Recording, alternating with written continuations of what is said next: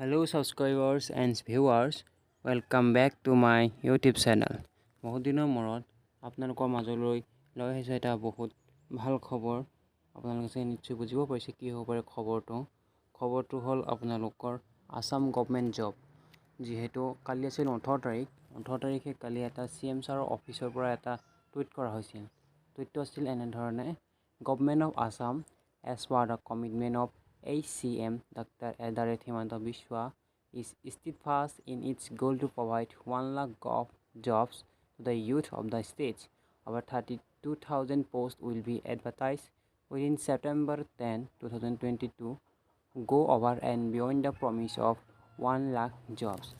1 লাখ চাকৰি দিয়াৰ যি প্ৰতিশ্ৰুতি আছিল তাৰ পূৰণৰ বাবে আৰু 32,000 পদ মুকলি কৰা হ'ব আৰু অতি সোনকালে এই পদসমূহৰ বাবে এডভাৰটাইজমেণ্ট কৰা হ'ব। ইয়াত উল্লেখ কৰিছে ছেপ্টেম্বৰ 10ৰ ভিতৰত মানে অনলাইন প্ৰক্ৰিয়া আৰম্ভ হৈ যাব আৰু ইয়াত এখন লিষ্ট দিয়া হৈছে, চাব পাৰে কোনসমূহ ডিপাৰ্টমেণ্টত কিমানসমূহ পোষ্ট থাকিব পাৰে।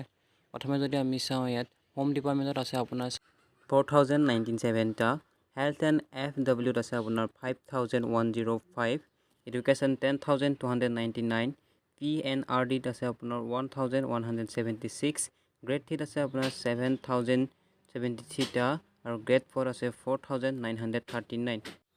টোটেল আপোনাৰ 32,689 পোষ্ট ওলাব। যদি এতিয়ালৈকে চেনেল ছাবস্ক্ৰাইব কৰা নাই, ছাবস্ক্ৰাইব কৰি থ'ব এনেকুৱা ধৰণৰ ভিডিঅ' পাই থাকিবৰ বাবে।